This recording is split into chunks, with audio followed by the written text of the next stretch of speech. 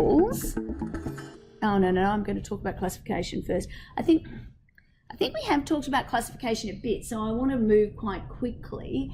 But I don't think we've spoken yet about this idea of an intermediate term, have we? So we've spoken about essential terms, and we've talked about terms that aren't essential.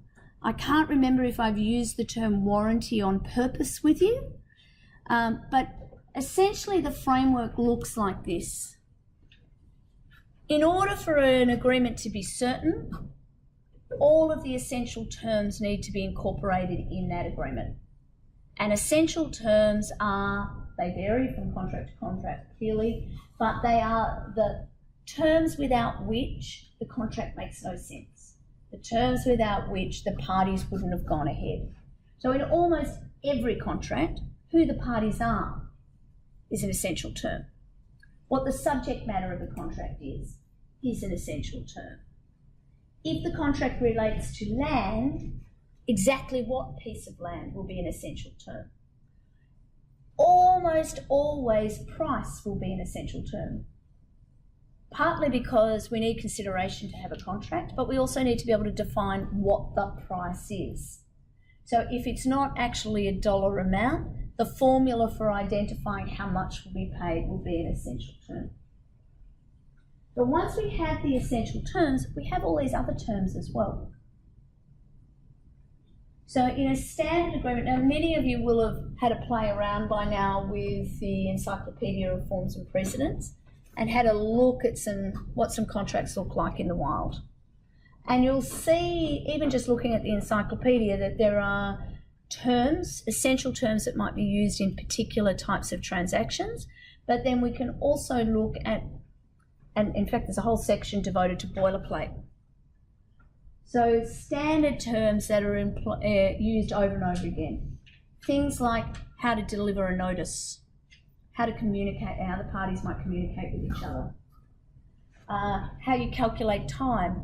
If something happens on a Saturday or a Sunday, what does that mean as between the parties to the agreement? What happens if the parties want to change the agreement? Is there a process for varying the agreement some future time? What happens if the parties have a dispute? How are they going to initiate a dispute or tell each other that they're unhappy about what's going on?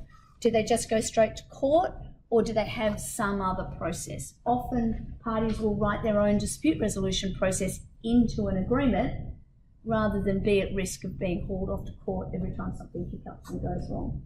Now, most of those things, and I could keep going on and on and on, as you probably worked out by now, we've been together for 9 weeks. There's lots of different types of terms, but obviously those kind of terms are not essential terms. So non-essential terms fall into 2 categories. The obvious one first, or the most common one, is a warranty. So a warranty is a term that's not essential, and if it's breached, then there's damages. Now, where we see warranties most often is if somebody is selling something. When they sell something, they will also make some warranties or give some warranties in relation to that thing. So if I were going to sell you this chair, Sarah, would you like to find this chair? We're going to have a contract about this chair. The description of the chair might be an essential term because you want to buy this chair, you don't want to buy this chair. They're quite different from each other, so it's an essential term that it has wheels, that it is grey, that it swivels, none of the things that other chair over there does. It'll be an essential term what the price of this chair is. It's not actually mine, so I'm prepared to sell it to you for $1. $1 for this chair. It doesn't matter whether it's worth more than that or not, because consideration doesn't need to be adequate, it just needs to be sufficient. I might also give you some warranties. One of them might be that I have full, clear title without any encumbrances to sell you this chair. Turns out that's a lie. I don't. This chair doesn't belong to me. It belongs to the university, and I have absolutely no authority to sell it to you whatsoever. Unfortunately, because it's a warranty, and it's likely to be a warranty, unless you specifically required it to be an essential term that I had clear title, as it's a warranty, that means you could sue me as a consequence of your loss. You couldn't terminate the contract. You might still have to pay me that dollar. If you had an ongoing contract to then on-sell it to Chef for $200, you might also be able to claim $201 from me, and you'll talk about how you'll calculate the damages later in a different subject. But you wouldn't be able to terminate the agreement. Now, virtual reality is agreement over a chair, you probably would. That's probably a walk away and probably nothing more would be done. But do you see the difference between a warranty and an essential term? And why it might be important to work out that, particularly if you were suspicious of my lack of ability to hold good title to the chair, you might want to make that an essential term. Then we have these things that are called intermediate terms. Great language, it's very unhelpful, because an intermediate term is essentially something that's not an essential term, but it's not a warranty either.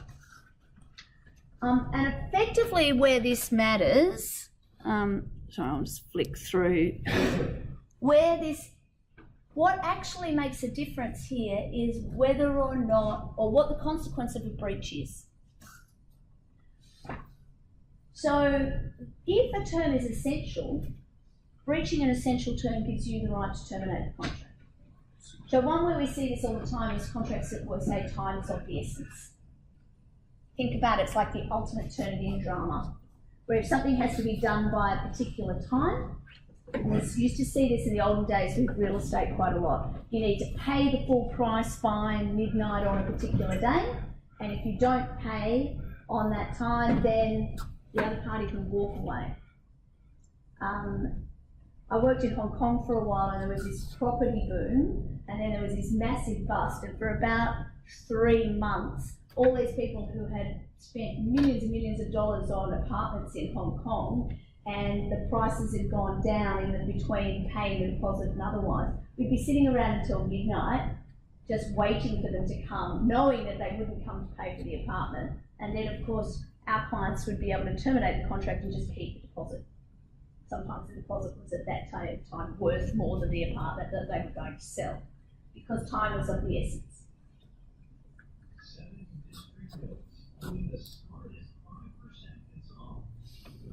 Where did that come from? That's just very strange. Sorry, I thought it was somebody speaking, thinking I'm not recognising the voice, but anyway. So, if it's an essential term, you can terminate the agreement. If it's a warranty, and the warranty that I just described earlier with Sarah, would make a hell of a lot more sense to just terminate the contract. From my point of view, once I realised I didn't have the ability to sell the share, I want to terminate. But no, termination isn't on offer because it's a warranty, pay damages. Doesn't matter what the consequences are for either of those. Doesn't matter whether it's a big deal or a little deal, they're the rights you have. Well, that's the right that the non-breaching party has. With an intermediate term, whether you've got the right to terminate or to get damages depends on the significance of the consequences. So they sit in the middle.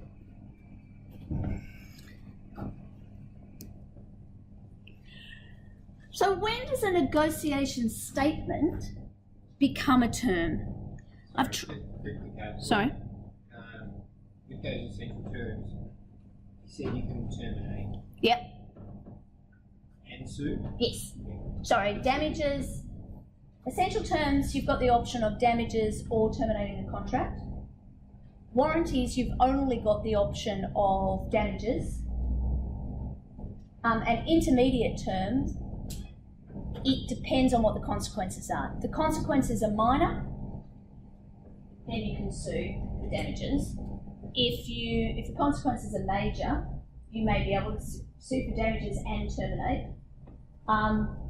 Depends on what the flow-on effect is. What's the the most appropriate mechanism. And again, you've got a court deciding. So what do the lovers do to avoid these issues? You write into the contract very clearly what the consequences are of a breach. So if I'm selling you my business and I'm giving you warranties about how many of my creditors are going to pay, how new the stock is, how noisy it is in the offices, whatever those different warranties I'm giving you are, how many of my staff are going to continue working for you, how valuable my trade secrets are, how many customers I've got. If it turns out that some of those things don't continue to be true for you, you need to work out when we're negotiating, do you want to sue me? Do you want to hold some of the purchase price and not pay it to me until later? If enough of them go wrong, do you want to be able to terminate the contract? They're the kinds of things that M&A lawyers are doing all the time, working out what are the consequences if something goes wrong, how do we write this into the contract in a way that makes sense. It's what makes the job fun, really. So I've tried to do one slide that pulls a number of these things together, and then we'll go through the cases. We already talked about J.J. Savage. So part of what we need to do is think about what language is used. We also need to look at, and we'll talk about these cases in a minute, the relative expertise of the parties. Now, J.J. Savage kind of annoys us there because they had expertise in speedboats and speedboat engines, so you would think it might fall into that category, but the way it fell on that particular day, it didn't. The importance of the term itself and the timing of when it's made can make a great deal of difference as well. The form of a written contract, so what the words actually say, whether it was draft, whether it was finalised, what the negotiations were. And this last catch-all, which we all find really frustrating, is this other relevant factor. And identifying another relevant factor is something that you are scrambling around for if you are the fighter in order to get the position that your client needs. So looking at the language, statements that say, I promise this, or I warrant, or I undertake, are all likely to be promissory statements.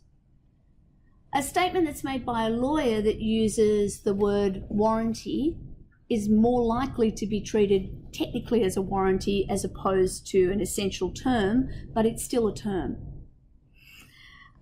Statements that begin with or use words like I would hope to, I would estimate, in my opinion, subject to some assumptions I've made, it's likely that. Those kind of statements are more likely to, based on the language that's used, be seen as representations or as opinions. It's also relevant, as I mentioned before, to think about the relative expertise of the parties. So if a statement's made by an expert to somebody who isn't an expert, it's more about the features or the operation of something. It's more likely to be seen as a promise. Where some statement that is made by someone who's not an expert, particularly if it's made to somebody who's likely to have more information than they do, is very unlikely to be seen as a promise. So let me give you an example of that. So Oscar Chess. So Mr. Williams went to sell his mother's car. I think it was a Morris Minor from memory. Yeah, it was. So this is back in 1955. His mother had bought it secondhand. The book in the car said that it was a 1948 model. There'd been 5 changes of ownership. The only driven by a little old lady to church on Sundays is my own having fun with the slides. And he took it to this car dealer, Oscar Chess and Sons. Oscar Chess bought it, but 6 months later, they found out that the model was in fact 10 years older than they had believed when they bought it. So they went back and said, no, we want our money back. So ultimately this went to court. I'm not looking at you, Sarah, because I've already called on you.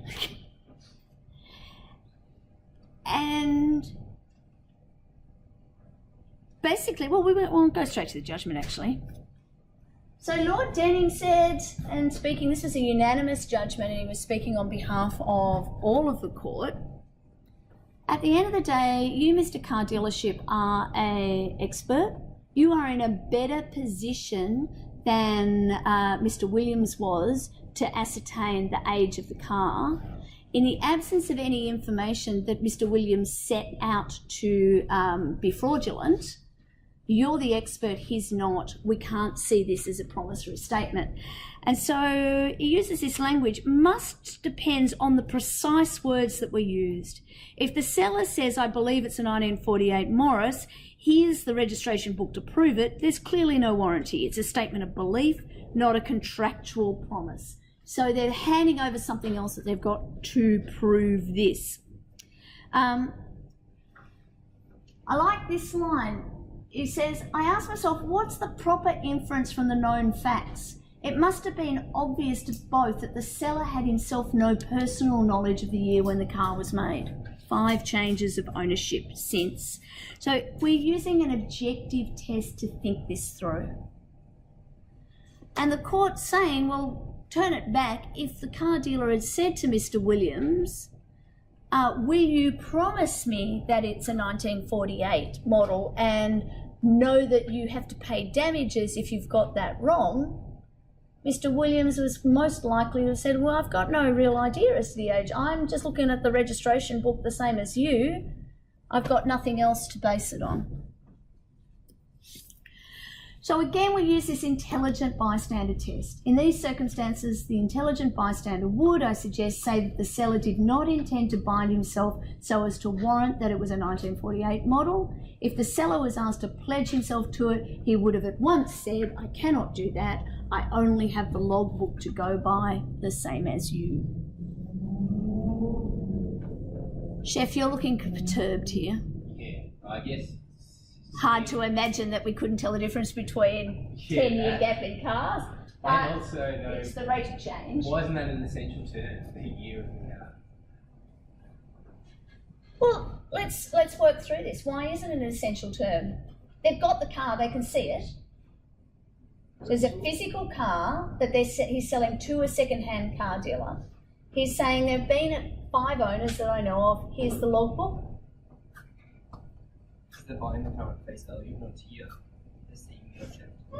They're basically, I mean, they're the expert. The car dealer is the expert. They're not buying it to use it. They're buying it to want to sell it, right?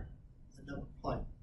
Indicates the year of the car as well. So I don't think that was in the facts. So I reference to 6 months, but if you go to you say it's 6 years. So after 6 years, so oh, it's in there. Oh, you've got the. That's bad. I didn't realise that you've got the ones with my notes in it. I thought it was 6 months. Yeah, you should never pay any attention to those notes because they are plagiarised like there is no tomorrow. They're cut and paste through. you have a statute of limitations. Yeah, it was 6 months from memory. So he sold in 1955 and it's 1957 case, so it would be, yeah. So with my notes, if you guys have got my notes in the slides, which just means some other teachers uploaded the ones with the CATS cheat sheets in them, that could be quite embarrassing. And sometimes they have rude words. so in my notes, they weren't for sharing. Oh, sorry, that was just a little car across there to amuse myself. So let's look at this with, in comparison to Dick Bentley. So with Dick Bentley, very similar set of facts. It's a nice case, this one. So I've got to remember which way around it is. Mr. Bentley wanted to buy a Bentley. That should be easy to remember. And he'd been told that Harold Smith Motors would be able to help him out with that. And so they basically came up with a car. They looked around for a while. They told him some things about it, including that it had been driven for some time by a lord, which I think added to the attraction for this car. They said that it had been driven around for a while, but it had a fully replaced engine and gearbox, and that it had only done 20,000 miles. And that's what the odometer said. So they brought in the Bentley, he bought it, and not very long afterwards, he realised that it drove like an absolute dog, and the mechanic had a look at it and said, yeah, it's definitely done more than 20,000 miles. The odometer's been doctored with, and it didn't have the new gearbox or whatever the other issues were. So, very similar facts then to Oscar Chess. We've got a car that doesn't turn out to have the features that we thought it did when we were selling it, but we ended up with a very different outcome. So they distinguished Oscar Chess on what basis? Jack? Looks like Dick Bentley wasn't an expert into cars. Absolutely. So. Dick Bentley was not. Dick Bentley just wanted a car after his name, and like the name like Dick Bentley, he was going for the Bentley, right? So, yeah, he just wanted to have the car. And Harold Smith Motors were actually held themselves out to be Bentley experts. So it's a good juxtaposition to see how very similar facts, completely different outcome on the same principle. Who's the expert? So in that case, what haven't we spoken about here? If a representation is made on the course of a contractual negotiation for a contract for the purpose of inducing the other party to act on it, and it actually does induce that party to enter into the contract, there is a prima facie ground for inferring that the representation was intended as a term. Now, again, this can be a rebuttable presumption.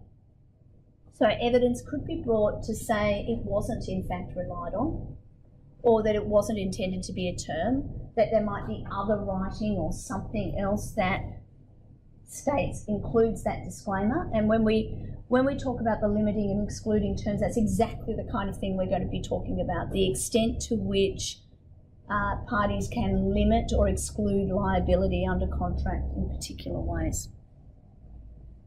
Questions, concerns, thoughts, observations, frustrations? Just ever since you brought up JJ Savage, you want to go to the beach and have fish and chips? Yeah, that too. Except for the estimate part, which yeah, is significantly different. But everything else is the same. It's troublesome, isn't it? Yeah. Absolutely. So the wording, now I don't have the wording in front of me, but yeah, I agree with you. And that's actually one of the reasons why I bring it up first, to make that point about the opinion.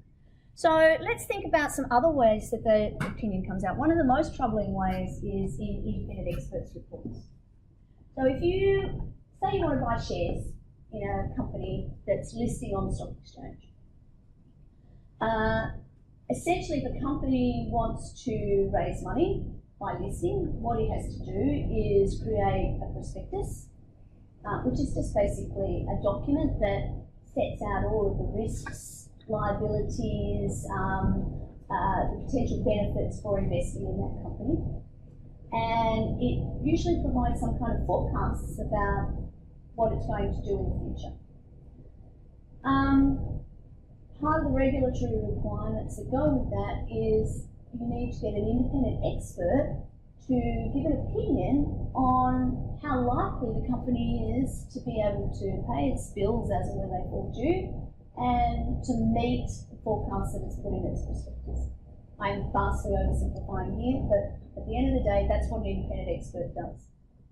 So one of the big four accounting firms, or consulting firms as they are now, or maybe someone outside there, but largely they're the big consulting firms, will go and they'll audit that company. They'll look at what they've done in the past, they'll audit their books, they'll sign off on the balance sheet, the P&L that's in the prospectus, and they'll also review the forecast if there's one in there, and they'll give an opinion.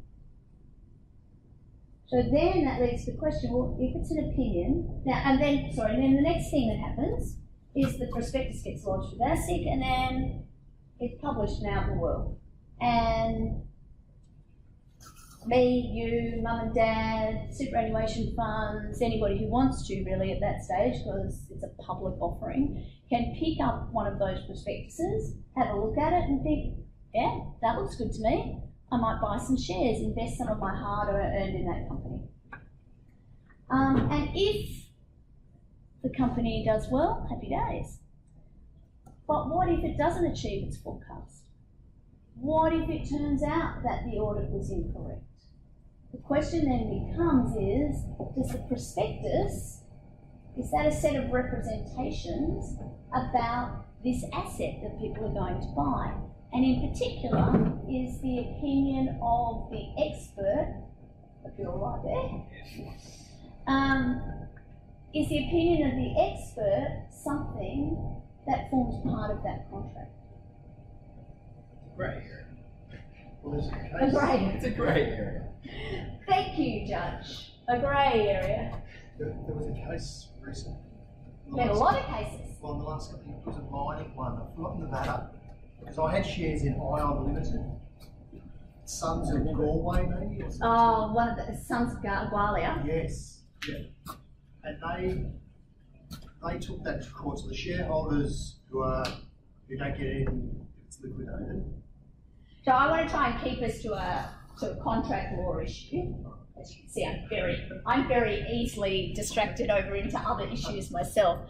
But from a contract point of view, the question becomes, is it a representation or not? So it's these kind of cases and that long line. And a lot of experts spend a lot of money ensuring that the language is very tight around ensuring that it is opinion and that it's not there to be relied on in a contract law sense. Now, the reality is, lots of people don't read prospectuses either. They go back and read them afterwards if things go wrong and try and find some basis, because there are lots of different bases for suing lots of different people under a prospectus. I'm just talking about the contract law issues at the moment, but obviously we've got directors' duties, we've got a whole heap of other approaches to it. But there is a long line of cases that look at this opinion piece. And drawing your language carefully if you're giving an opinion comes out of that long line. And you guys, many of you are going to be lawyers. And many of you will be giving legal opinions. And we know that unless you are Chief Justice Keitel and you've got at least 3 of the other guys on that bench on your side, you really don't know what the end result is. So we are giving opinions all the time. Would you want to be bound in contract that you're going to get your opinion of the law right? I will leave you that to ponder because we're going to keep moving.